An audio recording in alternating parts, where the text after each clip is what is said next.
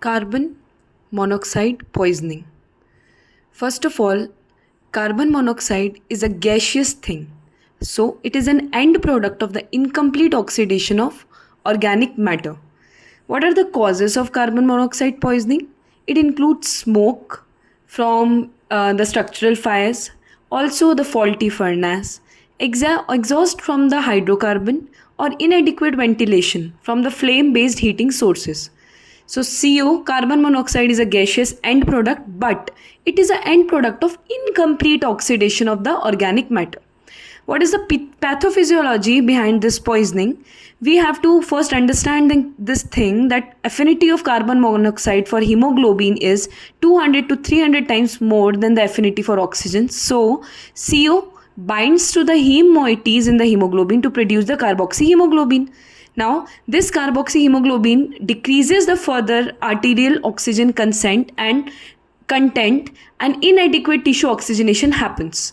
So, CO क्या करता है? ये सेल इंजरी प्रमोट करता है. कार्बोक्सी हीमोग्लोबिन बनने के बाद आपका एटीपी प्रोडक्शन इम्पेयर हो जाता है क्योंकि इनहिबिशन हो जाता है साइटोक्रोम ऑक्सीडेज का, जनरेशन होता है परऑक्सीनाइट्राइट का, और लिपिड पर ऑक्सीडेशन भी एनहांस हो जाता है न्यूट्रोफिल्स के थ्रू. ऑक्सीजन डिसोसिएशन कर्व जो होता है because of the formation of carboxy haemoglobin, it shifts to left, resulting in the impaired delivery to oxygen to tissues. So overall, firstly, what is the definition? Definition nahi, what is it? So it is incomplete oxidation of the organic matter, and it is the end product, gaseous end product of the incomplete oxidation. Causes वही है, fuel, fire, furnace की वजह से, faulty furnace की वजह से, heating source का ventilation proper ना हो. पैथोफिजियोलॉजी, कार्बोक्सी हीमोग्लोबिन जो होता है वो हीम मोइटी से बाइंड कर लेता है H से कार्बन मोनोक्साइड, और उसके बाद हीमोग्लोबिन की एफिनिटी ऑक्सीजन के लिए कम हो जाती है. What are the clinical features? Patient आएगा कैसे? सबसे पहले जो अर्लीस्ट फीचर्स होते हैं वो होते हैं फ्रंटल हेडेक, डिजीनेस. उसके बाद carboxyhaemoglobin level do not correlate with the clinical manifestation of the CO poisoning. So बाकी फीचर्स क्या होते हैं? जैसे मैंने बताया, न्यूरोलॉजिकल फीचर्स में डिलीरियम, एटेक्सिया, कन्फ्यूजन, कोमा भी हो सकता है.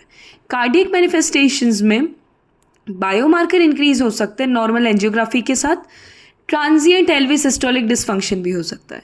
एडवांस केसेस में rhabdomyolysis, lactic acidosis and ARDS. Cherry red जो स्किन अपीयरेंस होता है, it is a rare finding. Delayed neurological sequel में cognitive defects, confusion, dementia, parkinsonism. How do we diagnose CO poisoning? We have to note that pulse oximetry is not the reliable detection for CO क्योंकि the wavelength of both are very similar, the oxygenated hemoglobin and carboxy hemoglobin.